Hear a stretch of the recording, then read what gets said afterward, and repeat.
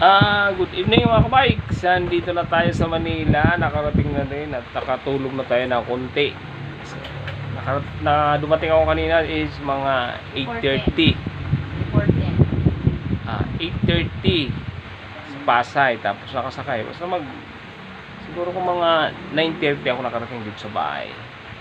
So yun, nakapagpahinga na tayo. So, mamaya mag-upload tayo ng mga nakuha natin sa Bicol ng mga views at saka yan, okay. So ngayon ang kailangan kong gawin, kasi bukas busy na naman so dapat ito hapon nandun ako dun sa opisina. Sinabihan ko pahinga na muna ako, pagod na, hindi na talaga kaya biyahe, masakit sa katawan. So kaya sila na muna dun, nagkuha na lang sila ng kapalit ko. So, pero bukas kailangan natin pumasok dahil alam mo mga subscribers ko, may party tayo bukas sa Sofitel. Sofitel yung aming party. So, kami pa rin yung organizer doon, admin it's admin. So, tulong-tulong kami at kami ang magdadala ng mga giveaways para doon. So, hindi ko alam kung nadala na ng iba ng mga kasama namin. Hopefully nadala na para hindi na problema bukas. So ngayon bukas duty tayo, din pagkahapon party. Ang duty natin pagkatapos ng party, Sabado at Linggo office tayo, tatrabaho tayo, bawi dun sa mga leave natin. Yung mga kasama ko na naman maglilive.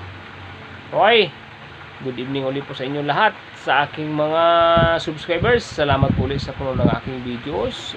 Kunti yung hindi tayo nakapagliwaliw ng ayos kasi 3 days lang yung binigay sa atin leave.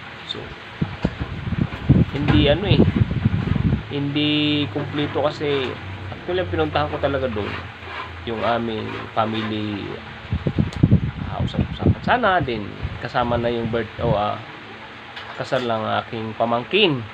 So trabaho pa rin So tulong-tulong din. Hindi ka makapag-asikaso mag-video. Hindi talaga yung tulad ng magbabakasyon ka, susunduin mo o sasadyain mo magkuha ka ng mga views para makapag-video. Ayan, yung mga videos ko doon panakaw lang na oras Kung may time na pwede lakad-lakad, yun lang. Pero kung sasadyain mo, hindi natin nagawa kasi bitin sa araw Dapat pag pupunta ka doon, exactly mga 1 week, pwede yung pagdating mo doon ka na mag-start. Pasyal, lakad kung saan. Punta naman kami doon sa Liguan, sa resort sa may ano ba yun? Ginlahong Sorsogon. Ang kanyang beach resorts is Crispina Hotel Resorts. So pag gusto niyo pasyalan, maganda sa Sorsogon. Pag nagawi ko dyan sa Sorsogon, puntahan nyo lang, i-search nyo lang Ginlahong. So okay, doon kami naligo. For the family lang yun sa amin.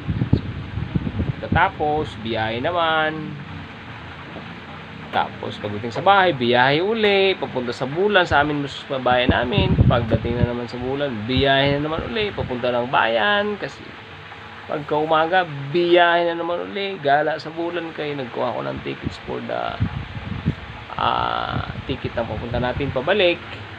Ayan, sobrang pagod katawan, grabe. Vacation ang nilagay ko pero hindi talaga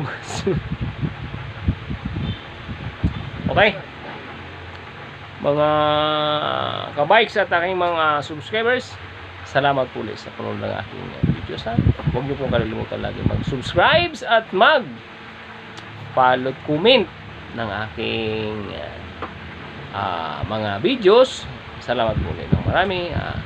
Sana po lahat ng mga nanonood, subscribe sa mga sa aking YouTube channel. Ganito lang, hindi to hindi explorer ano lang yung ating realidad na buhay araw-araw, kung saan tayo pupunta. Yun lang kwento ni Kabikes. Then kung mayroon tayong project for the balloons, yun lang. So, hindi pa tayo nakakarating dun sa mga part ng magiging explore tayo Sana muli magkaroon tayo ng explore na event. Makakakuha tayo ng magandang iba naman sa kwento pero wala pa eh. Okay. Good evening po ulit sa inyo lahat at happy blessed Friday. God bless po. Okay.